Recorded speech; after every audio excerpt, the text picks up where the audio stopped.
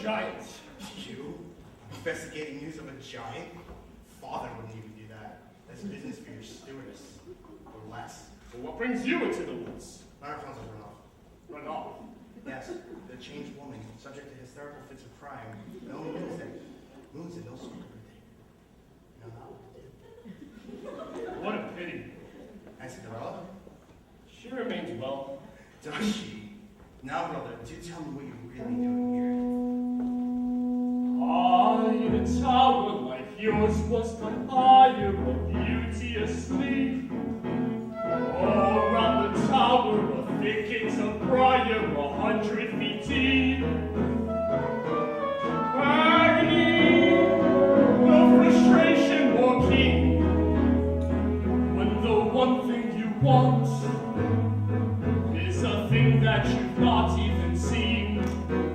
I found a casket entirely of glass. No, it's unbreakable.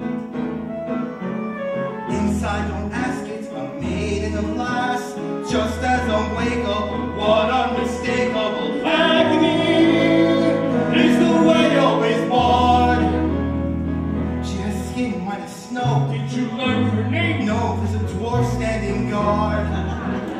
Agony, such that princes must weep. Always and foremost to anything almost or something asleep. If it were not for the thickets, The thickest, no trick, is it thick? it's the thickest. The quickest is pick it apart with a stick. Yes, but even the cricket's my thing about blood. Well, it's sick. It's no sicker than your thing with dwarfs. Dwarfs. Dwarfs? Dwarfs are very upsetting. Not forgetting the tasks unachievable, mountains unscalable, limits conceivable, but unavailable. Any misery, whoa, you know what you miss. Why lie there for years and you cry on their fears? What unbearable bliss. Agony that can cut like a knife. Oh well, back to my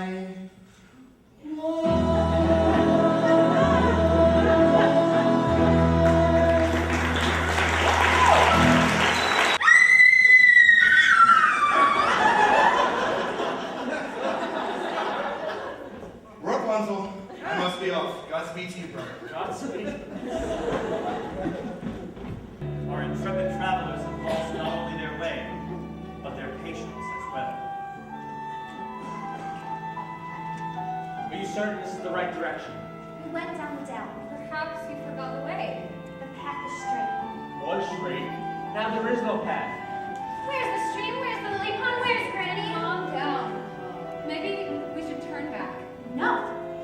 We just have to find Granny's house without a path. Our mother warned me never to stray from the path. The path is straight from you. Wait. That looks familiar. You see in the distance? The oak trees.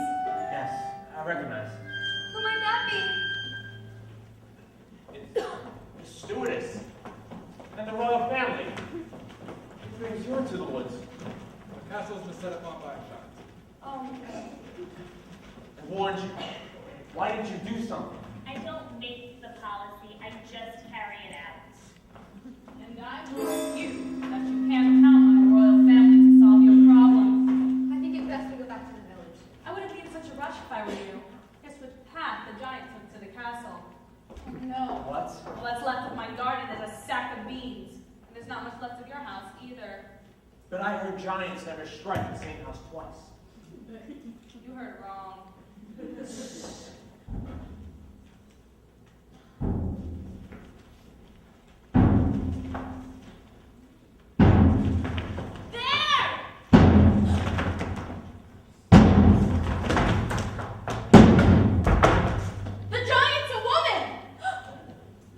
Size. Where's the lad who killed my husband? There is no lad here. We haven't seen him. I want the lad who climbed the beanstalk. We'll get him for you right away. Don't move. It was you who destroyed our house, not a great wind! It's because of you and your mother! And who destroyed shelter. Then he stole our gold, our head, and our harp. Then he killed my husband. I must avenge the wrongdoings. We're not responsible for him. You're wasting your breath. She's right. You can't reason with a dumb giant. No, giants are dumb. Give me the boy. I told you he's not here. The girl's telling the truth. I know he's there, and I'm going to wait right here till he's delivered to me.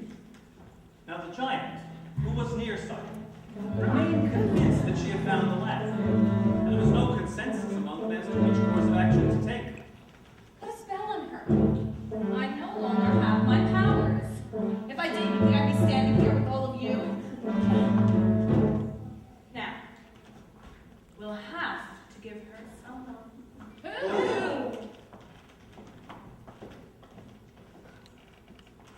The stewardess. It's in her line of duty to sacrifice her life. Don't be ridiculous. I'm not giving up my life for anyone. Don't take it personally. I'm waiting. You must understand, these were not people familiar with making decisions. Their previous experience in the wood had in no way prepared them to deal with a force this great. Excuse me. But would you like a blind girl instead? There. Put them out of their misery. We're not that miserable.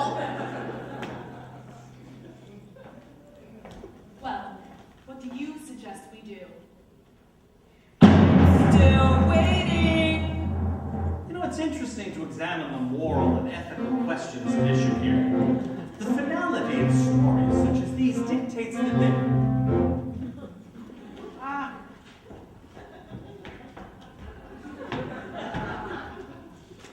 Oh, I'm sorry. I tell the story. I am not part.